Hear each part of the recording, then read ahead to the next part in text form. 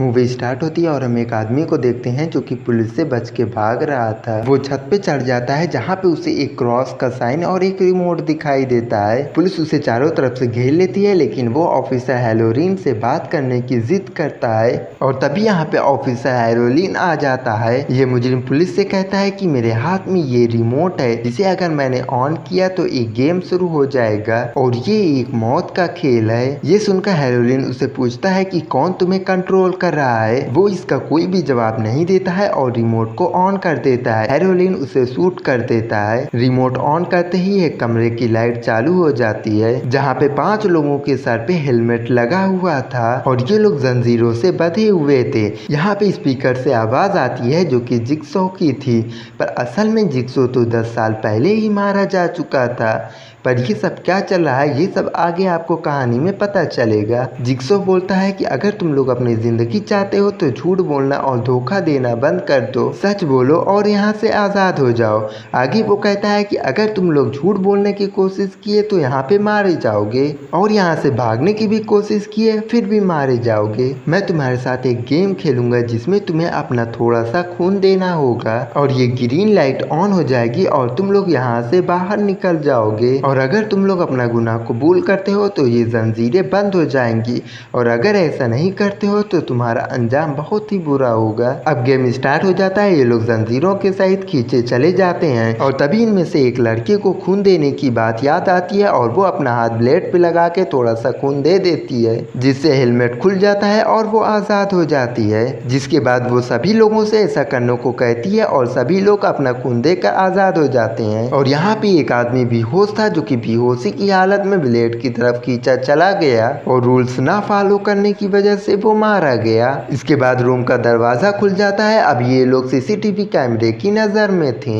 यहाँ पे 2 लड़कियां जिसका नाम ऐना और गालिया होती है वो कहती है और एक लड़के का नाम मिच होता है वो भी होता है। यहाँ पे ऐना कहती है कि वो हमसे सच सुनना चाहता है। अगले दिन सड़क पे एक लड़की जॉगिंग कर रही थी और तभी वो देखती है कि सड़क के पेड़ पे उस लड़के की लाश लटकी हुई थी जिसे जिसको ने मारा था। इस लड़के की जांचबीन करने के लिए जब डॉक्टर उसका हेलमेट हटाते हैं तब उसका आधा सर कटा हुआ था। ये देखकर डॉक्टर समझ जाती है लेकिन ऑफिसर कहता है कि जिगसॉ का जिंदा होना नामुमकिन है, वो तो 10 साल पहले ही मर चुका था। यहाँ पे ऑफिसर हैलोरीन के साथ एक और ऑफिसर कैथ भी होता है। डॉक्टर उसके गले में से पेन ड्राइव निकालता है जहाँ पे इन्हें पता चलता है कि अब बस 4 लोग जिंदा हैं। इसके बाद वो चारों लोग हमें दिखाए जाते हैं जहाँ पे जिगसॉ की फेवरेट डॉल इनके लिए एक मैसेज को लेकर आती है जिसमें लिखा था कन्फेस, यानी कि अपना गुनाह कबूल करो। और तभी इनकी जंजीरें खींचना शुरू हो जाती है और ये चारों एक एक करके सच बोलना चालू कर देते हैं। मिक बताता है मैंने एक लड़के को बाइक बेची थी लेकिन थोड़ी ही देर बाद उसका एक्सीडेंट हो गया और वो मर गया। ऐना बताती है मेरे बच्चे की मौत हो गई थी जिसकी वजह थे मेरे हस्बैंड, वो गलती से मेरे बच्चे के ऊपर सो गए थे और उनका दम घुट गया था लेकिन अभी भी जंजीरें खींची जा रही थी, यानी कि अभी भी ये लोग सच नहीं बोल रहे हैं। अब जैसे ही मिल टेप रिकॉर्डर से रिकॉर्डर लेता है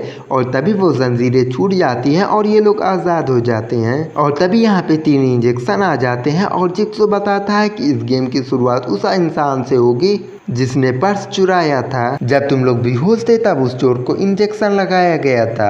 उनमें से एक तरफ एंटीडोट था और दूसरी तरफ तेजाब था। अगर तुमने सही इंजेक्शन चुना तो तुम्हारी जंजीरें खुल जाएंगी और अगर तुमने गलत इंजेक्शन चुना तो तुम सब मारे जाओगे। जिसके बाद ये लोग एक दूसरे की तरफ देखते हैं। ऐना कहती है जिसने उस लेडी को मारा था उस चोर के पीठ पे एक इंजेक्शन का निशान था। इन लोगों को लगता है कि कार्ली ही वो चोर है, इसलिए रियान उसे सच बोलने के लिए कहता है लेकिन कार्ली कहती है कि इन सब में मेरी कोई गलती नहीं थी। ये सुनते ही जंजीरें खींचना चालू हो जाती है और तब रियान कार्ली के ऊपर तीनों इंजेक्शन लगा देता है और कार्ली के आँख, कान, नाक, मुंह से सब जगह से खून निकलना चालू हो जाता है और उसे एक दर्दनाक मौत मिलती है। कार्ली ने मरने से पहले बताया था कि उसकी जिंदगी की कीमत $3.50 है, यानी कि कार्ली ने $3.50 चुराए थे और यही इनके अगले डोर का कोड था। दूसरी तरफ हमें ऑफिसर दिखाए जाते हैं जो कि कहते हैं कि ये आवाज जिगसॉ से काफी ज्यादा मिलती जुलती है लेकिन ऑफिसर कहते हैं कि ऐसा कैसे हो सकता है, जिगसॉ तो 10 साल पहले ही मर चुका है। जिसके बाद हमें गेम की दुनिया में एक दूसरा रूम दिखाया जाता जाता है। यहाँ पे एना चीख चीख के कहती है कि इसमें मेरी कोई गलती नहीं थी, मेरा बेटा गलती से मरा था। यहाँ पे 2 दरवाजे थे जिसमें नो एग्जिस्ट लिखा हुआ था, लेकिन रेहान यहाँ से बाहर जाने के लिए दरवाजे को तोड़ने लगता है और जिक्सो के रोल का उल्लंघन करता है और तभी फ्लोर टूट जाता है और रेहान नीचे गिर जाता है। वहाँ पे वायर उसके पैर को कस के जकड़ लेता है। यहाँ पे मिथ को एक टेप दिखाई देता है जिसे निकालने के लिए वो एक लकड़ी की मदद लेता है, लेकिन वायर की मदद से वो टूट जाती है और फिर वो हाथ से ही उन्हें उठा लेता है। ये लोग टेप उठाते हैं, तब उसमें से जिक्सो कहता है कि मैंने तुम लोगों को मना किया था कि मेरे रूल को तोड़ना मत, और अगर तुम्हें इससे बचना होगा तो तुम्हें इस हैंडल को खींचना होगा जिससे तुम आज़ाद हो जाओगे। इस आज़ादी का मतलब था कि रेहान को अपना पैर गंवाना पड़ेगा। यहाँ पे हमें डॉक्टर लोगन को दिखाया जाता है जिन्हें कार्ली की लाश मिली थी और साथ ही जिक्सो का लेटर भी जिसमें लिखा था कि अब बस 3 लोग ही बचे हुए हैं। ये लोग बॉडी की छानबीन करते हैं और साथ ही इधर दोनों ऑफिसर को शक होता है, दोनों डॉक्टर और उसके असिस्टेंट पे, कि इन सब में इनका ही हाथ है। इधर हम फिर से गेम की दुनिया में उन 3 लोगों को देखते हैं। कहानी इन 3 लोगों में घूमती है जहाँ पे मिच और एना यहाँ से भागने की कोशिश करते हैं। ये एक चिमनी रूम था। यहाँ पे इन्हें एक टेप दिखाई देता है जिसे देखकर ये लोग उसे खींचते हैं, जिसके बाद इस कमरे का दरवाजा बंद हो जाता है और जिक्सो की वीडियो चालू हो जाती है। वो बोलता है तुम लोग बहुत ही झूठ बोलते हो, तुम लोग बहुत ही घटिया हो, तुम लोगों का बचने का बस एक ही रास्ता है और वो है रेहान। अगर रेहान लेवल खींच देता है तो तुम लोग बच जाओगे। ये बात रेहान को भी बताता है कि अगर तुम इन लोगों को बचाना चाहते हो तो तुम्हें खुद को आजाद करना होगा। अब यहाँ पे मिच और एना के कमरे में अनाज गिरने लगता है और साथ ही साथ कुछ निकुले चीजें भी गिरने लगती हैं जैसे कि चाकू और त्रिशूल। रेहान इन लोगों को बचाने के लिए लीवर को खींच देता है और उसके पैर के 2 टुकड़े हो जाते हैं। इधर हमें ऑफिसर दिखाए जाते हैं जो कि डॉक्टर के असिस्टेंट से पूछताछ कर रहे थे। डॉक्टर बताते हैं कि आपके असिस्टेंट जिक्सो की वेबसाइट जिसमें वो लोगों को मारने के तरीके बताता है उस पे वो काफी ज्यादा एक्टिव रहती है, लेकिन इसमें इनके पास कोई भी सबूत नहीं रहता है, इसलिए ऑफिसर इसे छोड़ देते हैं। अगले सीन में डॉक्टर और असिस्टेंट दोनों क्लब में एक साथ दिखाई देते हैं, जहाँ पे असिस्टेंट कहती है कि ऑफिसर हमें फंसाना चाहता है। इसके बाद वो डॉक्टर लोगन को जिक्सो के पुराने वाले घर में लेकर जाती है। दोनों को यहाँ पे देख के एक ऑफिसर चुपके से इनकी वीडियो रिकॉर्ड कर लेता है। यहाँ पे हमें फिर से गेमिंग रूम में उन 3 लोगों को दिखाया जाता है और टेप में मिच का नाम दिखाई देता है।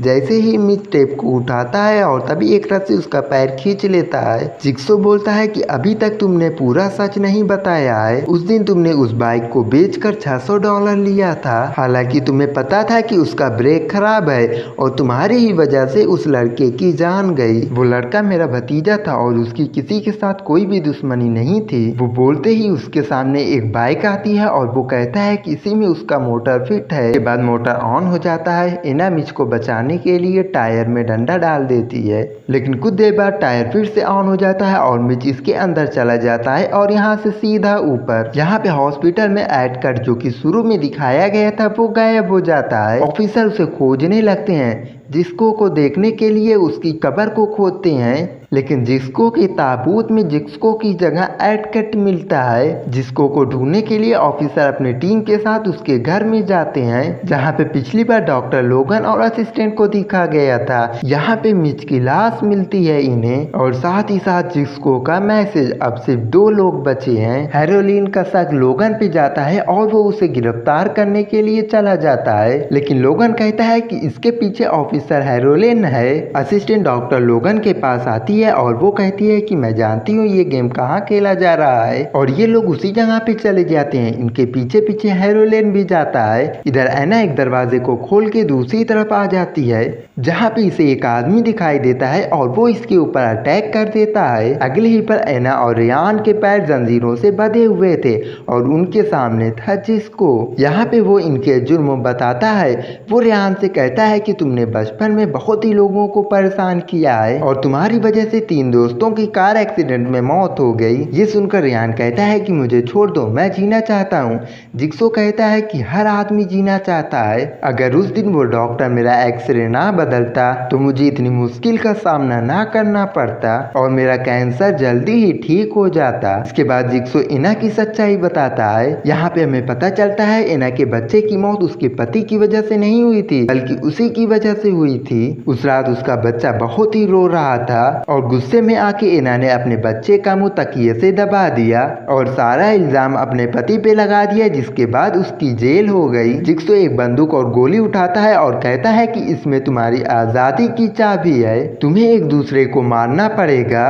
बाहर जाते ही एना बंदूक उठा लेती है और रेहान के ऊपर तान देती है। रेहान कहता है कि ऐसा मत करो, ये एक ट्रैप है, लेकिन एना कुछ भी नहीं सुनती है और वो उसके ऊपर गोली चला देती है, लेकिन गोली उल्टा एना को ही लग जाती है और वहीं पे उसकी मौत हो जाती है और रेहान को आजादी की चाबी मिल जाती है। गेम वाली जगह पे लोगन भी आ जाता है। लोगन हेरोलिन के गर्दन पे इंजेक्शन लगा देता है और अगले ही सीन में ये लोग भी जिक्सो की ट्रैप में फंस जाते हैं। जिक्सो इनसे कहता है कि तुम्हें अपनी गलतियां मालूम है, उन्हें कन्फर्म करो और बच जाओ। हेरोलिन डिवाइस का बटन ऑन कर देता है और लोगन उसकी तरफ खींचा चला जाता है। लोगन कहता है जिसने जिक्सो का एक्सरे चेक किया था वो कोई और नहीं बल्कि मैं ही था और अब लोगन की डिवाइस ऑन हो जाती है और वो वहीं पे मारा जाता है। हेरोलिन बताता है मैंने बहुत ही रिश्वत खाई है, मेरी वजह से बहुत ही मासूम लोगों की जान गई है। ये कहते ही इस कहानी का सारा सच सामने आ जाता है। लोगन जो मर गया था वो जिंदा हो जाता है और कहता है यहाँ पे 20 साल पहले गेम खेला गया था जो कि जिक्सो ने बनाया था। इसमें रेहान और एना थे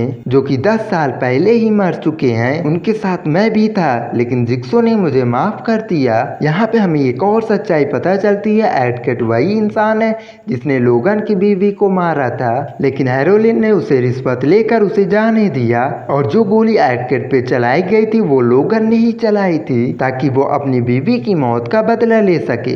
वो कहता है कि इस खेल के आखिरी खिलाड़ी हम हैं और हेरोलिन की भी मौत हो जाती है। आगे हमें पता चलता है कि अब जिक्सो का काम लोगन संभालेगा और इसी के साथ ये मूवी यहीं पे खत्म हो जाती है। तो वीडियो को लाइक और चैनल को सब्सक्राइब कर लेना ऐसी और भी मूवी एक्सप्लेनेशन वीडियो देखने के लिए।